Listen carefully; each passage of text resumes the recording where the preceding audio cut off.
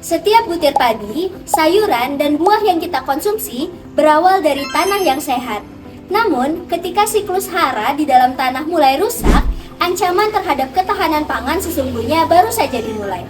Lantas, mampukah pertanian memenuhi kebutuhan pangan tanpa mengorbankan siklus alam yang menopangnya? Berawal dari kondisi tersebut, kelompok kami mengangkat sebuah gagasan yang berjudul Degradasi Siklus Hara dan Strategi Pemulihannya dalam Mendukung Ketahanan Pangan.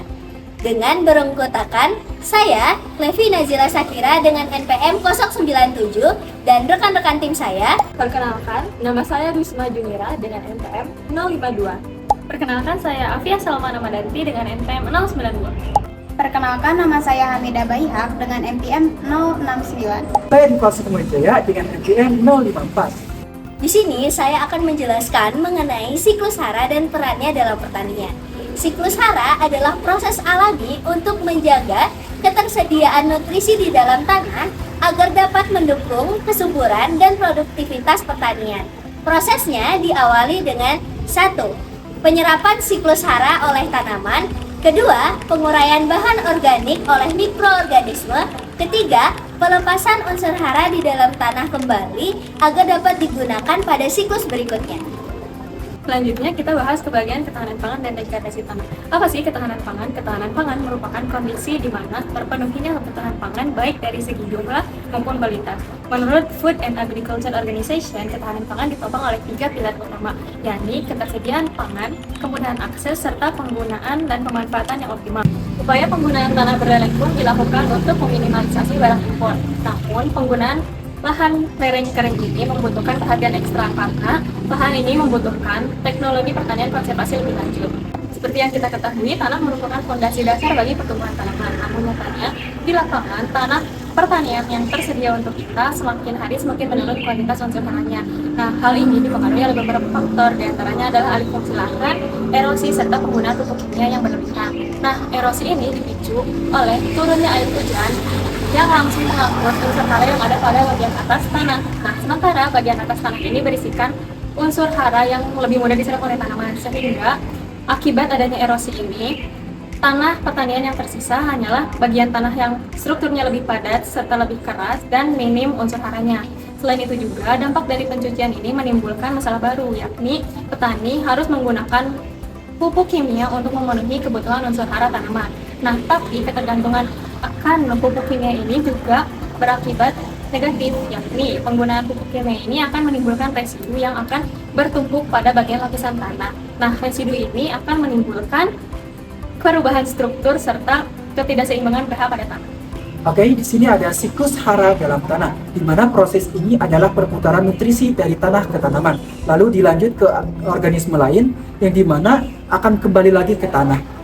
Proses ini adalah melalui penguraian. Siklus ini sangat penting bagi tanaman. Kenapa? Karena mendukung pertumbuhan dan produksi tanaman tersebut. Oke, bagaimana jika siklus hara ini hilang atau rusak gitu?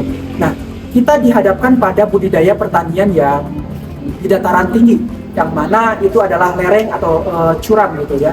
Nah, di sini mereka memanfaatkan wilayah tersebut untuk menanam tanaman hortikultura sayuran, yang mana kita tahu bahwa tanaman hortikultura sayuran ini tidak cukup kuat untuk menahan pergeseran-pergeseran tanah yang mungkin akan terjadi di wilayah tersebut. Solusi yang dapat dilakukan yaitu pertama, pertanian konservasi. Hal ini digunakan untuk mengurangi erosi, menjaga kelembapan tanah, serta mencegah hilangnya unsur hara akibat aliran air. Yang kedua adalah menggunakan pupuk organik. Hal ini berguna untuk dapat menjaga kesuburan tanah dan juga siklus hara dapat berlangsung secara alami. Dan yang ketiga yaitu menggunakan penutup tanah atau cover crop. Hal ini berfungsi agar tanah dapat tertutup dan mencegah adanya erosi, serta dapat mencegah pertumbuhan gulma dan penambahan bahan organik serta unsur hara setelah tanaman tersebut terurai. Solusi yang keempat, penerapan konservasi agroforestry dengan mengkombinasikan tanaman pertanian dan pepohonan yang berakar kuat. Kehadiran pohon tidak hanya menjaga kestabilan lereng, dan mengurangi erosi tanah, tetapi juga meningkatkan kandungan bahan organik pada tanah melalui guguran daun yang mengalami dekomposisi. Solusi yang kelima, edukasi kepada petani mengenai pentingnya menjaga kualitas tanah. Banyak petani yang masih berorientasi pada peningkatan hasil panen jangka pendek tanpa mempertimbangkan dampak jangka panjang terhadap lingkungan. Dan solusi yang terakhir, pemanfaatan biofertilizer atau pupuk hayati. Biofertilizer mengandung mikroorganisme bermanfaat seperti bakteri penambat nitrogen, bakteri pelarut fosfat, dan jamur mikoriza yang mampu meningkatkan kandungan unsur hara bagi tanaman. Sehingga dapat ditarik kesimpulan bahwa ketahanan pangan bukan hanya soal menghasilkan lebih banyak pangan, tetapi di balik setiap hasil panen terdapat tanah yang sehat dan siklus hara yang bekerja secara alami untuk menyediakan unsur hara bagi tanaman. Siklus hara terjadi melalui interaksi antara tanaman, bahan organik, dan mikroorganisme tanah. Proses ini menjaga kesuburan tanah dan mendukung pertumbuhan tanaman secara berkelanjutan. Namun, ada berbagai aktivitas manusia seperti erosi, alih fungsi lahan, dan penggunaan pupuk kimia secara berlebihan. Akibatnya, kesuburan tanah menurun dan produktivitas pertanian terancam.